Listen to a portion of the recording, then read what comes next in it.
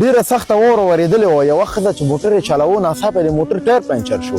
ښځه له موټره راکوز شوله. دا چې هغې سره د ټایر د بدلولو وسایل نه ول نو هر چاته یې د مرستې لپاره لاس ونیو مګر هېڅوک هم ورته ونه درېدل. ښځه ډېره ناهیلې شوله، په سړک باندې ولاړه وه. په دې وخت کې یو ځوان راغی چې ډېر زوړ موټر یې و. ښځې ته وویل چې څه مشکل ده.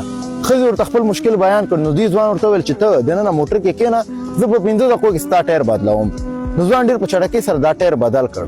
ښځه هم ډېره خوشحاله شوله او 100 روپۍ ځوان ته ونیولو. ځوان ورته وویل چې نه، دا کار ما د پیسو لپاره نه ده کړی بلکې د انسانیت لپاره مې کړی، خو یو کار ته وکوه، د ما په رقم ته هم له بل چا سره مرسته وکړه.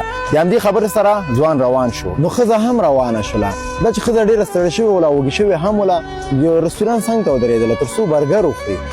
کله چې ګرسونې ته غږ وکړ نو ګرسونه ډېر په تکلیف وله، ځکه چې هغه میله-داره وله. ګرسونې ډېر په تکلیف سره دې ته برګر راوړ. کله چې برګر وخوړه د بیل غوښتنه یې وکړله. ګرسونې بیل راوړه. په بیل کې $4 نوشته شوي ول چې د دې برګر قیمت و. دې پیسې په بیل کې کېښودلې او ښځه ولاړله. کله چې ګرسونه راغلله بیل چې یې وکته، دلته په بیل کې $100 ایښودل شوي ول او تر څنګ یو ورقه کې لیکل شوي ول چې دغه $100 اضافي پیسې ستا او د میز لاندې مې یو 400 روپۍ درته نورې هم ایښي دي چې په هغې د خپله تداوي وکوه او زما په شان ته هم له نور سره مرسته وکړه. ګرسونه کور ته راغلل او ګرسونه ډېره زیات په تکلیف کې هم وله. کله چې خاوند کور ته راغی نو چې ښځه وکتله چې ډېره زیات په تکلیف کې ده نو ډېر په مایوسۍ ویلې چې نن مې کار هم نه ده کړی او کوم کار چې مې وکړو په هغه مې هم لږه سودا راوړله او موټر مې هم ډېر زوړ ده، چا وانه خیسته تر څو ستا درملنه وکړم.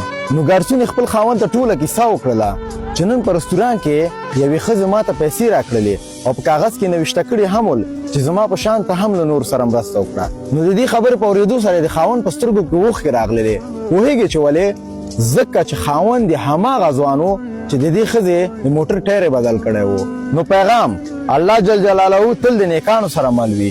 په کوم لاس چې ته مرسته کوې په هماغه لاس درته الله جل جلاله د مرستې عوض درکوي. نو کله چې تا له یو مسلمان سره مرسته وکړه دا مه وایه چې زما په مال کې به کمبود راشي، بلکې ستا په مال کې به الله تعالی 10 چنده نور هم برکت واچوي.